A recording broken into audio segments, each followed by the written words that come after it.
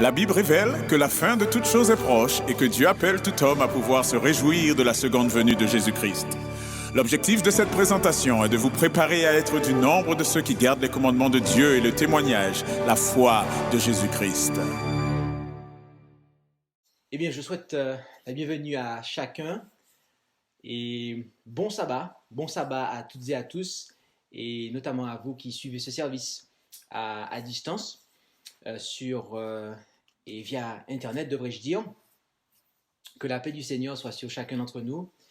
Sans plus tarder, nous allons invoquer la présence du Seigneur, et pour ce faire, je vous invite, là où c'est possible, à pouvoir vous prosterner avec moi.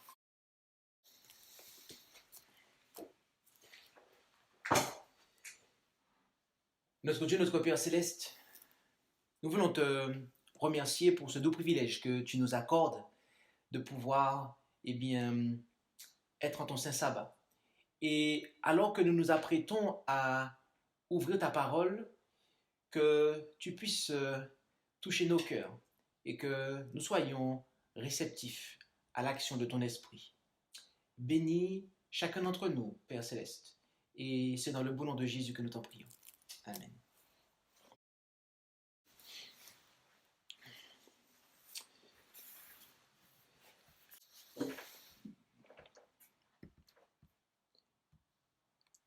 Le titre de cette présentation est « Le chrétien et la politique ». Le chrétien et la politique.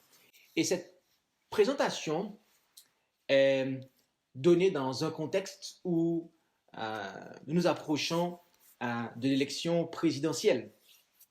Et à cette occasion, on m'a demandé ce qu'il en était. Est-ce qu'il nous est permis d'être neutre ou des choses de ce genre? Et donc, nous allons en fait nous intéresser à ce sujet, le sujet de la politique, et notamment le chrétien et la politique. Et cette présentation sera valable pour les élections présidentielles, pour les élections régionales, départementales, municipales. Bref, il s'agit de la politique dans son ensemble. La politique, oui. Et qu'est-ce que la politique? Alors, pour ceux qui ne le savent pas, la politique, c'est ce qui est relatif à l'organisation, à l'exercice du pouvoir dans une société organisée. D'accord? Et il est intéressant de noter que politique vient du latin et du grec politikos, d'accord, qui signifie social, et de polis, qui signifie cité, d'accord. Donc, la politique est l'organisation, l'exercice du pouvoir dans une société organisée, d'accord. On parle d'une cité, d'une ville, ça peut être aussi un pays. Il y a différents niveaux, d'accord, au niveau de la ville, au niveau du département, au niveau de la région, d'un État. Voilà ce qu'il en est de la politique. Rappelez-vous que le titre de la présentation est « Le chrétien et la politique ». On n'a pas mis la politique. On n'a pas mis les juifs et la politique. On a mis le chrétien et la politique. Pour savoir quelle attitude le chrétien doit avoir avec la politique, il nous faut nous en référer à celui qui est à la tête, d'accord, des chrétiens, okay, de ceux qui se disent chrétiens, à savoir le Christ. Et considérons l'attitude de Jésus à l'égard de la politique. Et plus précisément, avant de ce faire, notons un point.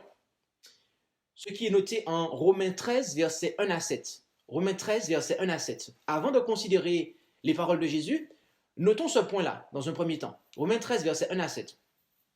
Où il est dit que toute personne soit soumise aux puissances supérieures, car il n'y a point de puissance qui ne vienne de Dieu. Et les puissances qui subsistent ont été établies de Dieu. C'est pourquoi celui qui s'oppose à la puissance s'oppose à l'ordre que Dieu a établi. Or, ceux qui s'y opposent attireront la condamnation sur eux-mêmes. Car ceux qui gouvernent ne sont pas à craindre lorsqu'on fait de bonnes actions, mais seulement lorsqu'on en fait de mauvaises. Veux-tu donc ne point craindre les puissances? Fais le bien et tu en seras loué, car le prince est le ministre de Dieu pour ton bien. Mais si tu fais le mal, crains, car il ne porte point l'épée en vain, parce qu'il est ministre de Dieu pour faire justice en punissant celui qui fait le mal. C'est pourquoi il est nécessaire d'être soumis non seulement à cause de la punition, mais aussi à cause de la conscience. C'est aussi pour cela que vous payez des impôts, parce qu'ils sont les ministres de Dieu en s'appliquant à ses devoirs. Rendez donc à tout ce qui leur est dû. Le tribut, à qui vous devez le tribut, les impôts, à qui les impôts, la crainte, à qui la crainte, l'honneur, à qui l'honneur. Nous devons comprendre que Dieu a confié la justice civile aux autorités désignées. D'accord? À une époque, il y avait la théocratie, notamment lorsque Dieu a fait sortir les enfants d'Israël d'Égypte pour les amener en Canaan terrestre. Il y avait une théocratie. Mais le comportement des enfants d'Israël a fait que, au fil du temps, eh bien, le religieux a été séparé en fait du civil. Et donc, Dieu n'a plus confié la gérance civile à son peuple. Et donc, il l'a confié à des autorités. Et donc, ici, nous le voyons, les autorités, d'accord, civiles, eh bien, Dieu leur a confié la justice civile. Et ça, c'est un fait qu'il nous faut avoir à l'esprit. Qu'il y a une séparation, en fait, entre le religieux et le civil. D'accord? Et maintenant, considérons l'attitude de Jésus, ce que nous avons annoncé tout à l'heure. Considérons donc, dans ce contexte, l'attitude de Jésus. Rendons-nous dans l'Évangile selon Luc, chapitre 12, et lisons du verset 11 à 14. Où allons-nous? L'Évangile selon Luc, verset, n'aie pas peur, 11 à 14. 11 à 14, c'est exact. L'Évangile selon Luc, chapitre 12, verset 11 à 14, il est dit: quand on vous mènera dans les synagogues et devant les magistrats et les autorités, ne vous mettez point en peine de quelle manière vous répondrez pour votre défense, ni ce que vous aurez à dire. Car le Saint-Esprit vous enseignera en ce même instant ce qu'il faudra dire. Donc, si on s'arrête ici, notez que Jésus est en train de dire, lorsque vous allez devant les magistrats, en fait, ne vous inquiétez pas de ce que vous aurez à dire. Le Saint-Esprit vous le dira, en fait. Et là-dessus, quelqu'un arrive et on nous dit, alors, quelqu'un de la troupe lui dit, Maître, dis à mon frère qu'il partage avec moi notre héritage. Mais Jésus lui répondit, ô homme, qui m'a établi pour être votre juge ou pour faire vos partages? Notez la réponse de Jésus. Un homme a saisi l'occasion, en fait, de lui dire, eh bien, viens faire justice. Exerce la justice civile pour que, eh bien, je puisse avoir mon droit, en fait. Qu'est-ce que Jésus a répondu? Jésus lui a dit, ô homme. Quand Jésus dit, ô homme, c'est une manière de reprendre la personne, en fait. D'accord? Quand vous étudiez le langage qui est employé. Qui m'a établi pour être votre juge ou pour faire vos partages? Bien-aimé, Jésus ne souhaitait pas interférer avec les autorités civiles. Jésus n'était pas un politicien. Il n'était pas venu sur terre pour faire de la politique. Ça, c'est quelque chose, mes amis, qu'il nous faut savoir. C'est quelque chose qu'il nous faut savoir.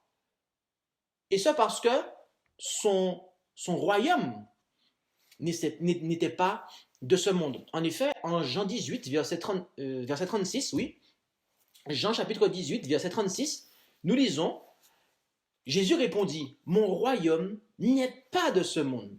Si mon royaume était de ce monde, mes serviteurs combattraient, afin que je ne fusse pas livré aux Juifs. Mais maintenant, mon royaume n'est pas d'ici-bas. Notez que le royaume de Jésus, mes amis, n'est pas de ce monde. Par conséquent, les serviteurs du Christ, qui sont-ils? On parle ici des pasteurs, on parle ici des anciens, des diacres, mais aussi de toute l'Église en fait. Si le royaume du Christ n'est pas de ce monde, est-ce que ceux qui suivent le Christ peuvent, s'impliquer en fait et avoir comme sujet d'inquiétude, la gouvernance de ce monde en fait? Non, mes amis, parce que le royaume de Jésus n'est pas de ce monde. Et donc, les serviteurs de Jésus ne peuvent pas en fait militer pour, les choses de ce monde. Non, il ne peut pas en être ainsi en fait. Il ne peut pas en être ainsi. Nous avons donné, il n'y a pas longtemps de cela, une présentation sur justement le royaume de grâce et le royaume de gloire. Jésus était venu il n'était pas venu pour instaurer le royaume de gloire, d'accord, lorsqu'il est venu la première fois, mais le royaume de grâce. Et donc, c'est à cela qu'il faisait allusion en fait. Ok? C'est à cela qu'il faisait allusion. Donc, ce que nous observons, c'est que Jésus ne voulait pas interférer avec la politique, parce que c'est quelque chose qui a été remis aux autorités civiles. D'accord? Le mouvement que Jésus a suscité, l'Église que Jésus a suscité, d'accord, ne devait pas se mêler de la politique. En tout cas, si elle veut rester fidèle à ce que Jésus a dit et a donné comme exemple, son peuple ne doit pas se mêler de la politique. Son peuple ne doit pas entrer en politique. D'accord? Ses enfants ne doivent pas militer en politique. Qu'en est-il des partis? Les partis politiques. Un parti, c'est un groupe de personnes défendant la même opinion, le même intérêt. On parle aussi, plus couramment, d'organisations dont les membres mènent une action commune à des fins politiques. Voilà ce qu'est un parti. Et que dit la Bible à ce propos? Savez-vous que la Bible parle des partis? Sous-entendu, et cela s'applique, des partis politiques. Rendons-nous dans notre premier passage. Il se trouve être Philippiens 2, versets 2 et 3. Nous allons en Philippiens, chapitre 2, versets 2 et 3, et nous lisons là, dans la version Darby, Philippiens 2, versets 2 et 3. Si donc il y a quelque consolation en Christ, si quelque soulagement d'amour, si quelque communion de l'esprit, si quelque tendresse et quelque compassion, rendez ma joie accomplie en ceci, que vous ayez une même pensée, ayez un même amour, étant d'un même sentiment, pensant à une seule et même chose. D'accord? Donc, ici, on nous parle d'un seul parti, en fait, qui est le parti du Christ. En Christ, nous devons avoir la même pensée, le même amour, le même sentiment, penser à une seule et même chose. Et au verset 3, il continue en disant « Que rien ne se fasse par esprit de parti ou par vaine gloire, mais que, dans l'humilité, l'un estime l'autre supérieur à lui-même. » Ceux qui sont en Christ ne doivent pas se diviser en partis. Ceux qui sont en Christ ne doivent pas se diviser en partis, parce que c'est là le problème. Et Jésus savait très bien que s'il se mêlait en politique, eh bien son Église allait être divisée. Parce que c'est ça en fait la politique, ici-bas sur terre, dans le monde de péché, le monde corrompu dans lequel nous sommes. Cela implique des partis. Et cela n'est pas conforme à l'esprit du Christ. il ne doit pas y avoir esprit de parti. Moi, je suis pour un tel. Moi, je suis derrière un tel, etc., etc. Et chacun est derrière quelqu'un, en fait. Sauf que si il y a ça dans l'Église, à quel moment l'Église est derrière Christ? À quel moment l'Église est derrière le Christ? Non, l'Église ne pourra jamais être derrière le Christ, mes amis, si l'Église se mêle de la politique. Ça ne pourra jamais se faire. Jamais. Un autre passage qui se trouve en 1 Corinthiens 1, versets 11 à 13. Notez cela, parce que même dans l'Église, cela arrive. 1 Corinthiens 1, versets 11 à 13. Car, mes frères, j'ai été informé par ceux de chez Chloé qu'il y a des contestations entre vous. Je veux dire que parmi vous, chacun dit, pour moi, je suis disciple de Paul, et moi d'Apollos, et moi de Céphas, et moi de Christ. Christ est-il divisé? Paul a-t-il été crucifié pour vous, ou avez-vous été baptisé au nom de Paul? Cela arrivait dans l'Église. À l'époque même où Paul était vivant sur cette terre, d'accord? Quand Paul était encore en vie, eh bien, de son vivant, dans les églises qu'il avait fondées, il y avait des partis qui se créaient au sein même de l'église. Et il y en a qui prenaient le parti de Paul, l'autre d'Apollos, l'autre de Céphas, à savoir de Pierre. Et il y avait des partis, comme en politique en fait, dans le monde. Ok? Il y en a un qui sont pour tel candidat, tel autre. Chaque candidat a son parti, chaque parti a son candidat, bref. Et voilà. Et ça, c'est le monde en fait. Ça, c'est le monde. Ça, c'est le monde en fait. Dans l'église du Christ, mes amis, il n'y a qu'un seul parti. C'est le parti du Christ. Il ne doit pas y avoir d'autres en fait. Il ne doit pas y avoir d'autres en fait. Or, malheureusement, l'ennemi cherche à instaurer en fait des partis, de sorte que l'église soit divisée. D'accord? Un autre passage, toujours, 1 Corinthiens 3, verset 1 à 4. 1 Corinthiens 3, verset 1 à 4, où il est dit, pour moi, frère, je n'ai pu vous parler comme à des hommes spirituels, mais comme à des hommes charnels, comme à de petits enfants en Christ. Je vous ai donné du lait à boire et non de la viande, à savoir de la nourriture solide, très précisément, car vous n'étiez pas en état de la supporter. Maintenant même, vous ne le pouvez pas, parce que vous êtes encore charnel. Car puisqu'il y a parmi vous de l'envie, des dissensions et des partis, n'êtes-vous pas charnel et ne vous conduisez-vous pas selon l'homme? Car lorsque l'un dit pour moi je suis de Paul et l'autre moi je suis d'Apollos, n'êtes-vous pas charnel? Bien aimé, la division en parties manifeste que l'on est charnel. La division en parties, que ce soit dans le monde, pour la politique, mais aussi dans l'Église, cela montre que l'on est charnel, mes amis. Cela montre que l'on est charnel. Il y a un prédicateur, un pasteur, qui a son ministère. Et puis, il y a un frère qui arrive, et le frère est jaloux. Et il a envie d'avoir son ministère aussi. Donc, qu'est-ce qu'il va faire? Eh bien, il va trouver des défauts chez le pasteur ou le frère qui est déjà là avant lui. Et il va créer son parti, son ministère. Ça vous paraît surprenant? Mais mes amis, ça arrive en fait. Ça arrive plus que vous ne le pensez. Plus que ce que vous ne le pensez. Et notamment dans la vérité présente. Notamment dans la vérité présente.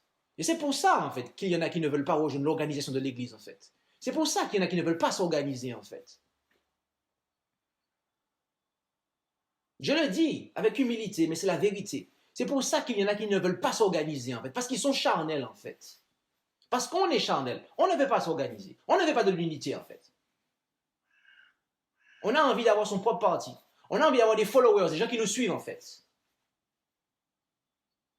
On n'a pas envie d'avoir quelque chose en commun, en fait. Moi, j'ai pas de problème à avoir les choses en commun, en fait. Pasteur Lanston vient ici, il peut prêcher, c'est son église aussi. Quand les frères des Philippines, ou moi je vais là-bas, c'est l'œuvre du Christ, en fait. Ce n'est pas mon œuvre, c'est l'œuvre du Christ, en fait.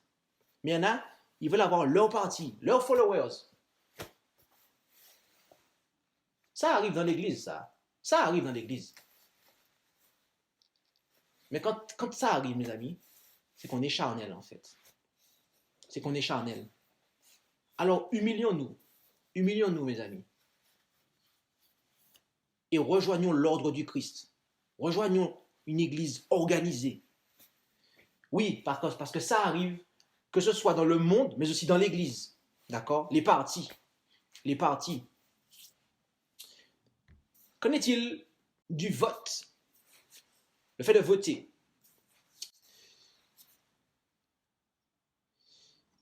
Il nous faut savoir une chose, c'est que, en définitive, c'est Dieu qui destitue et qui investit au pouvoir. Quelque chose que vous pouvez faire, c'est, au final, c'est Dieu qui autorise quelqu'un à être au pouvoir ou qui va autoriser à ce qu'il ne soit plus. En effet, en Daniel 2, versets 20 et 21, Daniel 2, versets 20 et 21, Daniel prit la parole et dit, « Béni soit le nom de Dieu, d'éternité en éternité, car c'est à lui qu'appartiennent la sagesse et la force. Et c'est lui qui change les temps et les moments, qui dépose les rois et qui les établit, qui donne la sagesse aux sages et la science à ceux qui ont de l'intelligence. » Ah oui, mais si je ne vote pas, telle personne va prendre le dessus, c'est le mauvais candidat qui va arriver à l'élection, donc il faut voter, il faut voter. Et on est inquiet comme ça, en fait.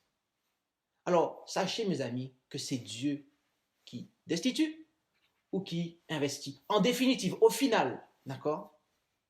C'est lui, en fait. Donc, nous devons avoir confiance en Dieu, d'accord? En ce qui concerne les choses temporelles. Nous devons avoir confiance en Dieu, que c'est Dieu qui gère les choses en définitive. Bien que Satan est le prince de ce monde, d'accord? Mais Dieu n'est pas pris au dépourvu par Satan, mes amis. Dieu est quand même au contrôle d'une certaine façon. Comprenez-moi, s'il vous plaît. D'une certaine façon, Dieu peut permettre des choses, il peut les bloquer, d'accord? C'est Dieu qui destitue, c'est Dieu qui investit. Ayant cela à l'esprit, nous devons avoir, eh bien, d'autres consignes aussi. En effet, en Exode 23, verset 2, nous lisons, Exode 23, verset 2, « Tu ne suivras point la multitude pour faire le mal, et lorsque tu témoigneras dans un procès, tu ne te détourneras point pour suivre le plus grand nombre et pervertir le droit. » Notez que nous ne devons pas suivre la masse dans ce qui est mal. D'accord? On ne doit pas en fait mettre son suffrage pour soutenir quelque chose qui est mauvais. C'est pour ça que des fois on vote en fait. Il y en a qui sont... ils veulent voter. Alors si le candidat est contre l'intempérance, d'accord? Et que sa candidature, en fait, est une puissance pour le bien, il n'y a pas de problème à pouvoir voter, en fait. Mais il y a des fois, en fait, on va voter pour quelqu'un. On va voter pour quelqu'un. On ne connaît même pas le programme de la personne, en fait. On le connaît mal. Et en fait, il faut savoir qu'on va soutenir, en fait, tout ce qui est dans son programme. Et donc, on va se joindre à d'autres personnes, en fait, dans ce qui est mal. Alors qu'il nous est dit en 2 Corinthiens 6, versets 14 à 18, « Ne vous mettez pas sous un même joug avec les infidèles, car qu'y a-t-il de commun entre la justice et l'iniquité ?» Si on s'arrête ici, est-ce qu'on peut être militant de parti politique? Ce passage-là répond aussi à cela, en fait. Non. Poursuivons. « Et quelle union y a-t-il entre la lumière et les ténèbres? Quel accord entre Christ et Bélial? Ou quelle part a le fidèle avec l'infidèle? Et quel rapport entre le temple de Dieu et les idoles? Car vous êtes le temple de Dieu, du Dieu vivant. Comme Dieu l'a dit, j'habiterai au milieu d'eux et j'y marcherai. Je serai leur Dieu et ils seront mon peuple. C'est pourquoi sortez du milieu d'eux et vous séparez, dit le Seigneur, et ne touchez point à ce qui est impur, et je vous recevrai, et je serai votre Père, et vous serez mes fils et mes filles, dit le Seigneur Tout-Puissant. Nous ne devons pas soutenir l'iniquité, les ténèbres et l'infidélité, en fait. Si nous prenons la décision, d'aller voter, d'accord, que nous voulons exercer ce droit que les autorités civiles nous confèrent, et que nous exerçons ce droit, eh bien, et que malheureusement, en fait, nous donnons notre voix à un candidat qui, dans son programme, en fait, a de l'injustice, de l'iniquité, mais que nous votons pour lui parce que dans ce qu'il dit, il y a des choses qui sont bien, eh bien, nous soutenons quand même les choses mauvaises, en fait.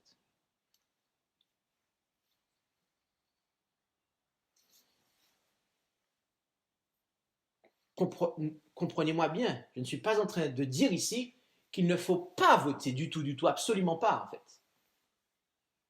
Nous sommes juste en train ici de vous faire réfléchir. D'accord? Pour que vous puissiez prendre une décision en toute bonne conscience. Car, oui, mes amis, nous aurons à rendre des comptes à Dieu de notre vote. Romains 14, verset 12, c'est pourquoi chacun de nous rendra compte à Dieu pour lui-même. Si notre voix, en fait, a été pour mettre au pouvoir quelqu'un qui va, par exemple, restreindre les libertés, eh bien, on aura des comptes à rendre à Dieu, en fait. Dieu aura permis que cette personne soit arrivée au pouvoir. Son moteur, la personne qui aura motivé cette personne-là à vouloir être au pouvoir, ce sera Satan. Dieu aura permis qu'il le soit. Tout comme Dieu vous aura permis de voter pour cette personne-là. Mais nous aurons des comptes à rendre à Dieu, mes amis. Nous aurons des comptes à rendre à Dieu, en fait, pour ce que nous soutenons, pour ce que nous avons soutenu. Et en dernier lieu, en Matthieu 6, verset 3, concernant l'aumône, Jésus a dit, mais quand tu fais l'aumône, que ta main gauche ne sache pas ce que fait ta droite. Quand on fait ce qui est bien, autrement dit, eh bien, on ne doit pas divulguer, en fait, ses bonnes actions. On ne doit pas divulguer, en fait, nos bonnes actions. Voter, et en soi, ce n'est pas mauvais en soi, d'accord? Le fait de voter, en soi, ce n'est pas mauvais. Ok, je le dis pour mes frères et sœurs d'église. Voter, ce n'est pas mauvais, d'accord? Parce que dans l'église, parfois, il y a des réunions administratives et on vote, on élit telle ou telle personne. Voter n'est pas mauvais en soi, d'accord? Même en politique, d'accord? Ici-bas, sur terre, dans le monde, le fait de voter, ce n'est pas mauvais en soi. Et donc, même si vous êtes persuadé, en fait, que vous avez fait le bon choix, qu'il y a un candidat qui vraiment, en fait, il coche toutes les cases et que, voilà, il combat vraiment l'injustice, vraiment l'iniquité et compagnie, etc. Même là, mes amis, nous n'avons pas ce droit de divulguer, en fait, pour qui nous avons voté. On n'a pas à militer en politique, en fait. C'est pas ça que Jésus nous a demandé de faire.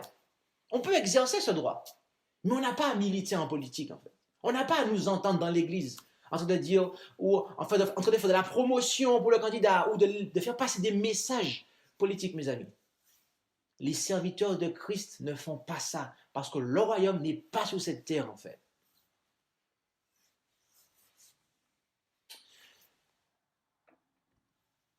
Pour aller plus loin, je vous invite à lire 3 ouvrages, ou 3 parties de ces 3 ouvrages, enfin, une partie de ces 3 ouvrages, devrais-je dire, dans Jésus-Christ, page 505.2 à 507.1, dans Message choisi, volume 2, page 387.1 à 388.3, et dans Le ministère évangélique, page 382.1 à 387.1.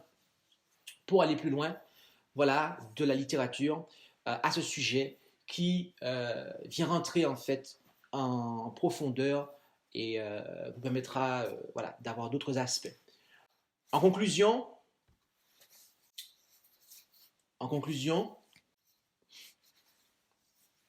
eh bien, Prenons le passage suivant, qui se trouve en Pierre, en 2 Pierre très précisément, 2 Pierre 1, versets 10 et 11.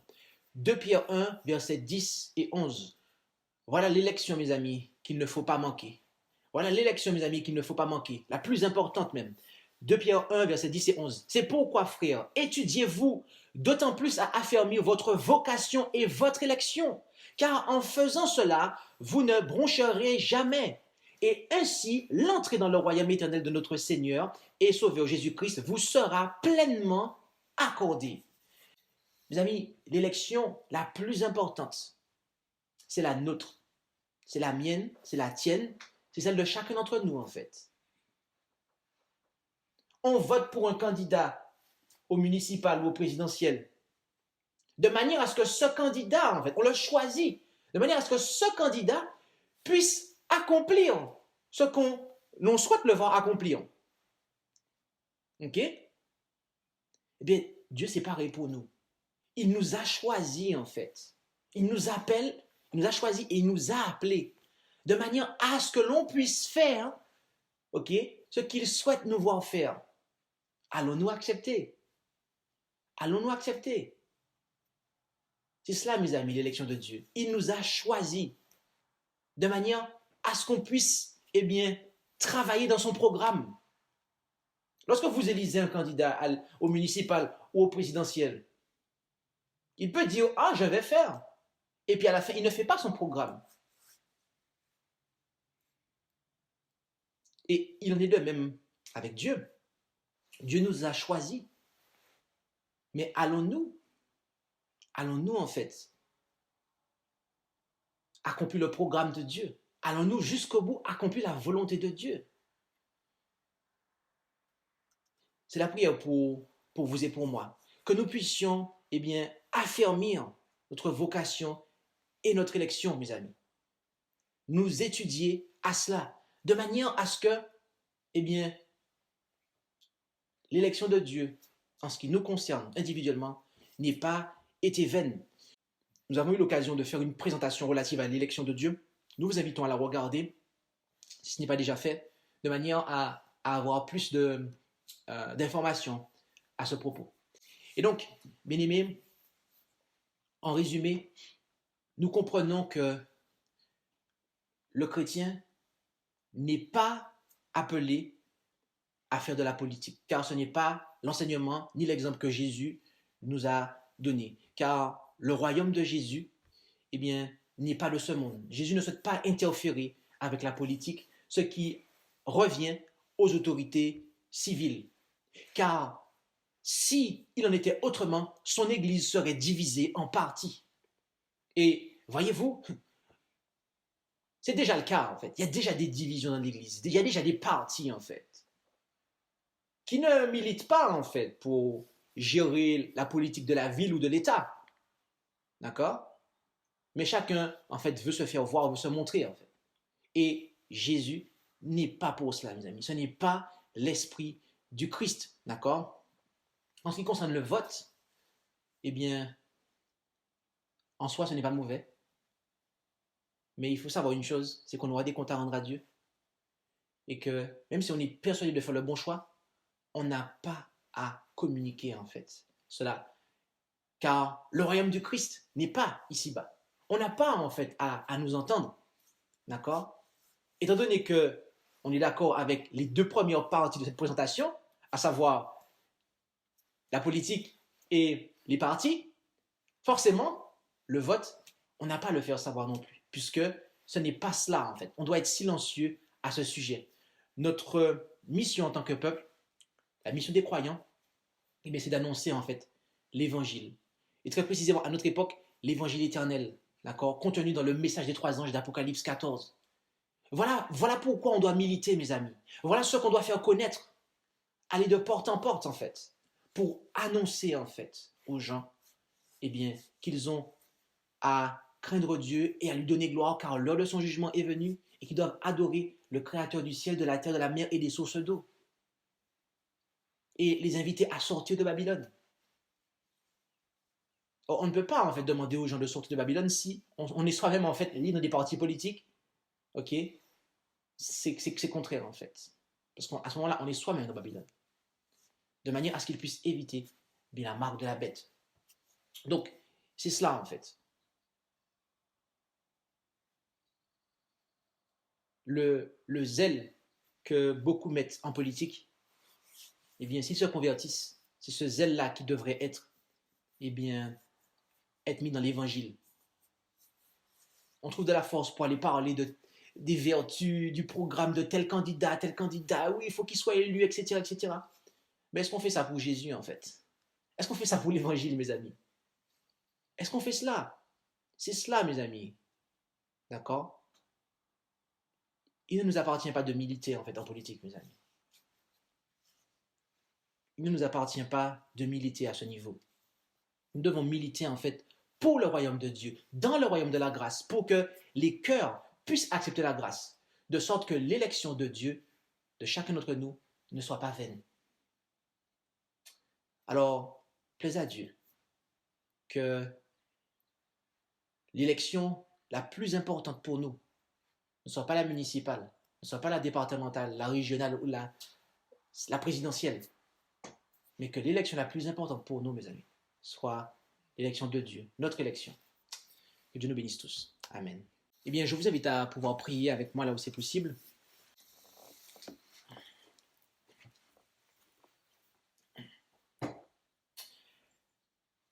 Notre Dieu, notre Père Céleste, nous voulons te remercier pour ta parole, qui est véritablement une lampe à nos pieds et une lumière sur notre sentier. Car dans cette parole, tu nous as donné tous les principes dont nous avons besoin pour marcher ici-bas à la suite de notre Seigneur et Sauveur Jésus-Christ.